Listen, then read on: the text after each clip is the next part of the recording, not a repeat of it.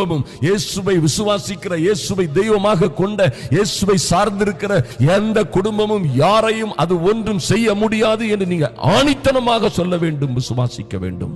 நீங்க விசுவாசித்து கர்த்தருடைய வார்த்தையை சொல்லி எல்லா துரைத்தனங்களும் முடிஞ்சு போச்சு, எங்களுக்கு விரோதமான மந்திரமும் கிடையாது, குறி சொல்லுதலும் கிடையாது நீங்க சொன்னீங்கன்னா அது உங்கள் வாழ்க்கையிலே நிச்சயமாக விசுவாசிக்கிற உங்களுக்குள்ளே அது பலம் செய்யும் என்று வேதத்திலே சொல்லப்பட்டிருக்கிறது. அருமையான தேவ பிள்ளைகளே, 1 யோவான் 4ஆம் அதிகாரம் 4ஆம் வசனத்தில், பிள்ளைகளே நீங்கள் தேவனால் உண்டாயிருந்து அவர்களை ஜெயித்தீர்கள்.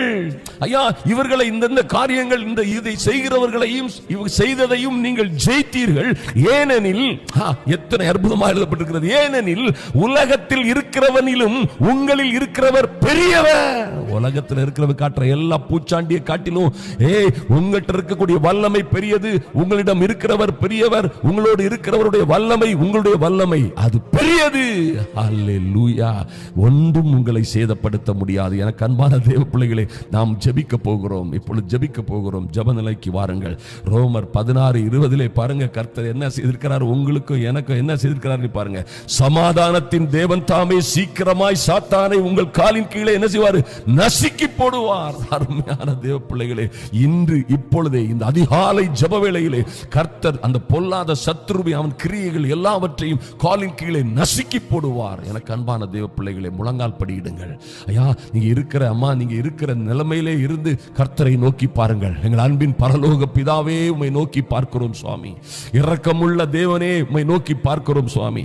ஐயா, இப்படியாய் இந்த பிள்ளைகள், உம்முடைய அன்பு பிள்ளைகள், என் அன்பு சகோதர சகோதரிகள் ஒவ்வொருவருக்காகவும் இந்த ஜெப வேளையிலே கலந்து கொண்டிருக்கிற ஒவ்வொரு பேருக்காகவும் ஜெபிக்கிறோம். என் தேவனாகிய கர்த்தர் எல்லா இந்த மாந்திரீகம், பில்லி சூனிய கட்டுகள், எல்லா விதமான மந்திரவாத கட்டுகளிலும் அகப்பட்டு தவிக்கிற அல்லது அதை பற்றிய பயத்தோடு தவித்துக் கொண்டிருக்கிற ஒவ்வொரு சகோதரிகளுக்காக உம்முடைய சமூகத்திலே வருகிறோம் சுவாமி.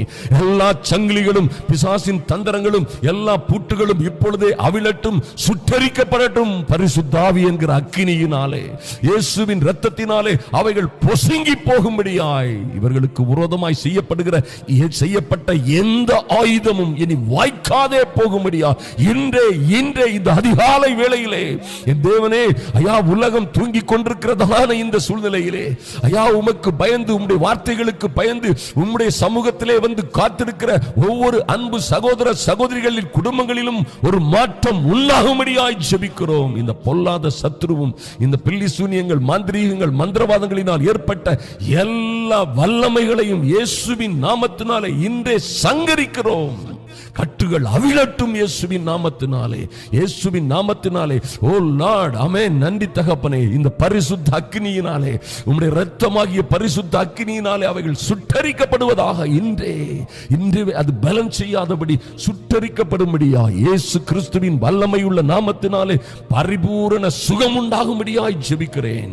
ஓ, அதனால் வந்த வியாதிகளோடு சங்கடப்படுகிற, கஷ்டப்படுகிற, ஓ டாக்டர்களால் கண்டுபிடிக்க முடியாத வியாதிகள், கட்டிகள், கேன்சர், இன்னும் பல்வேறு செயல்படாத கிட்னிகள், எல்லா சரீரத்தில் உள்ள உபாதைகளையும் இயேசுவின் நாமத்தினாலே இப்பொழுதே அவைகள் இயேசுவின் நாமத்தினாலே பரிபூரண சுகம் உண்டாகும்படியாய் இயேசுவின் நாமத்தினாலே. யோவான் 10:10 பிசாசு கொல்லவும் திருடவும் அழிக்கவும் வந்தால் என்ன, எங்கள் இரட்சகரே, நீர் உம்முடைய பிள்ளைகளுக்காக ஜீவனை கொடுக்கவும் அந்த ஜீவன் பரிபூரணப்படவும் வந்தீரே.